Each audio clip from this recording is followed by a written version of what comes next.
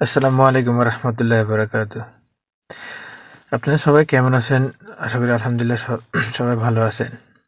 দীর্ঘ ২ বছর আমি সৌদি আরব আমি দীর্ঘ ২ বছর সৌদি আরবে থাকা সত্ত্বেও আমি কখনোই উঠি নেই, সরিয়েও নেই কখনো।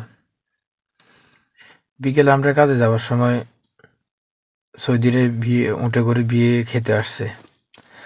তো আমরা কাস্টমারের ফোন দিছিলাম, যেহেতু আমরা বিকেলে কাজে যাচ্ছিলাম। কাস্টমারের ফোন দিছিলাম।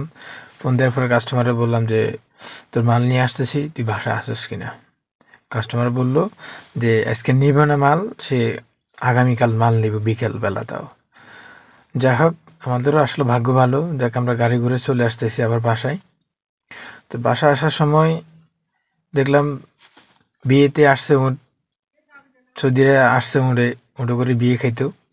তো আমারও একটা কৌতূহল জাগলো, কখনো যেহেতু দাঁড়াই নেই বা কখনো সরে উঠি নেই, তো ভাবলাম আজকে ছবি টবি তুলবো। তো গেলাম, যেই কাজ যেই কথা সেই কাজ। গেলাম, যে ছবি তুললাম, সব কিছু দেখলাম। দেখার পরে এক সৌদি আমার বলে, তুই উঠবি কিনা। পরে প্রথম ভাবলাম উঠতাম না, যেহেতু কখনো উঠি নেই, তো আমারও খুব আসলে কৌতূহল জেগে গেছিল। তো যাই হোক, সর্বশেষ আমি উঠলাম।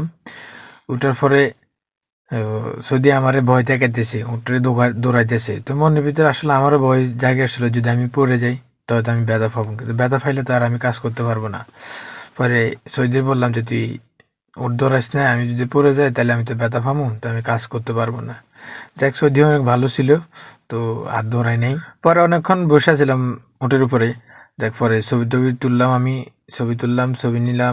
পরে আমি বললাম তারে যে আমাকে নামাই দেন। ও আমাকে নামাই দিছিল। যাক, খুব ভালো লাগছে আমার কাছে। কখনো আমার উঠি নাই আমি কখনো, এই সর্বপ্রথম। যাক, লাইফে একটা এক্সপিরিয়েন্স হয়ে গেল আর কি। সামনে ভবিষ্যতে যদি কখনো উঠি তাহলে আর ভয় পাবে না। তো আমার ভিডিও এখানেই শেষ। আসসালামু আলাইকুম রহমতুল্লাহ।